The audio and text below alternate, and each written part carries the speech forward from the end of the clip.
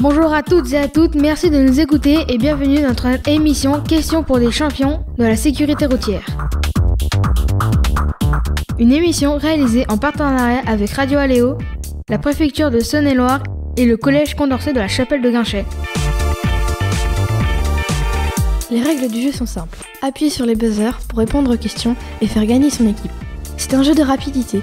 Une bonne réponse rapporte 1 point, mais une mauvaise vous fera perdre 1 point. À l'issue du jeu, l'équipe qui a le plus de points remporte la partie. Nous allons vous présenter les candidats. La première équipe se constitue de Jules et Morgane. Ils affronteront Lucas et Louis. Est-ce que vous êtes prêts ? Ouais ! Alors c'est parti, première question.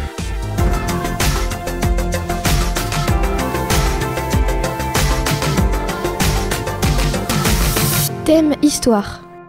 En quelle année la ceinture de sécurité est-elle devenue obligatoire à l'avant ? 1973, 1856, 2001, 1989. 1773. Mais c'est 1900. Ah, 1973. La bonne réponse était effectivement en 1973. Le 1er juillet, le port de la ceinture de sécurité devient obligatoire, mais seulement à l'avant et hors agglomération. Il faudra attendre 1979 pour que la ceinture devienne obligatoire à l'avant en ville. 1-0 pour l'équipe de Jules et Morgane. Rien n'est joué pour l'équipe de Louis et Lucas, puisqu'on passe à la deuxième question. Durant l'été 2023, 591 personnes sont mortes sur les routes de France. Parmi elles, combien étaient en 2 roues motorisées ? 10%, 30%, 60% ou 90%. 30%. La bonne réponse était aussi 30%.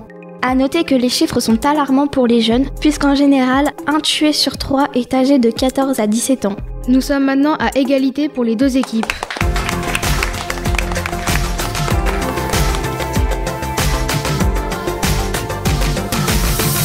On passe maintenant à la catégorie vrai ou faux. Vrai ou faux ? En cas de brouillard, lorsque la visibilité est de moins de 50 mètres, la limitation de vitesse est de 50 km/h sur les routes et autoroutes de France. Vrai ? La bonne réponse était vraie. En cas de brouillard intense, il faut rouler à 50 km/h maximum. N'oubliez pas non plus d'utiliser vos feux de brouillard. Les scores sont de 2 à 1 pour l'équipe de Jules et Morgane. Vrai ou faux ? En voiture, le conducteur a le droit d'utiliser des écouteurs sans fil, des oreillettes ou un casque audio. Louis, vous avez été le plus rapide à buzzer. Quelle est votre réponse ?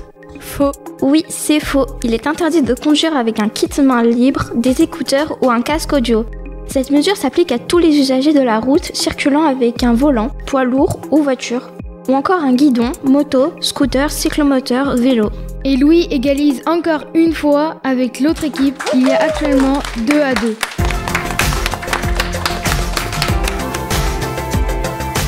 Maintenant, passons à la catégorie chanson avec tout d'abord un petit extrait musical. Voyage, voyage. Plus loin que la nuit et le jour. Voyage. Dans l'espace inouï de l'amour. Voyage, voyage. Sur l'eau sacrée d'un fleuve indien. Voyage. Et jamais ne reviens.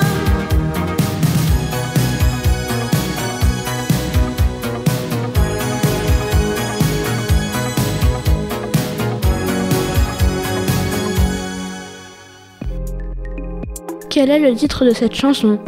Voyage, voyage, voyage en Italie, voyage en avion. Louis, vous avez été le premier à buzzer. Quelle est la bonne réponse ? Voyage, voyage. La bonne réponse est effectivement Voyage, voyage, une chanson que Désirless a sortie en 1987.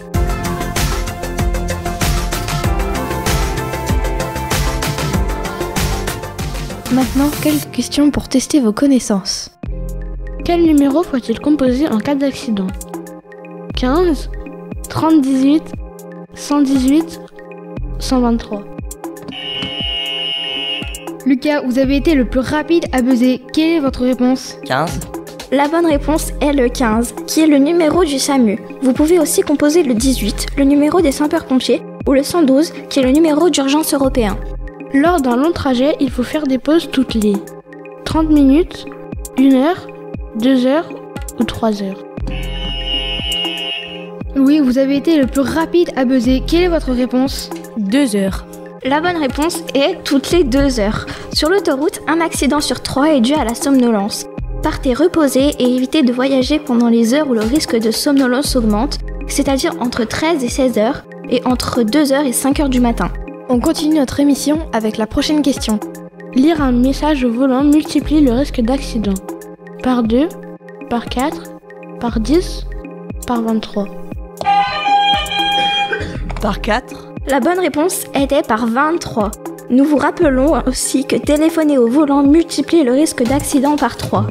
Jules fait perdre 1 point à son équipe car il a fait une mauvaise réponse. Et pour finir, voici la dernière question. Citez au moins 3 choses qu'il faut vérifier sur sa voiture avant de partir en vacances.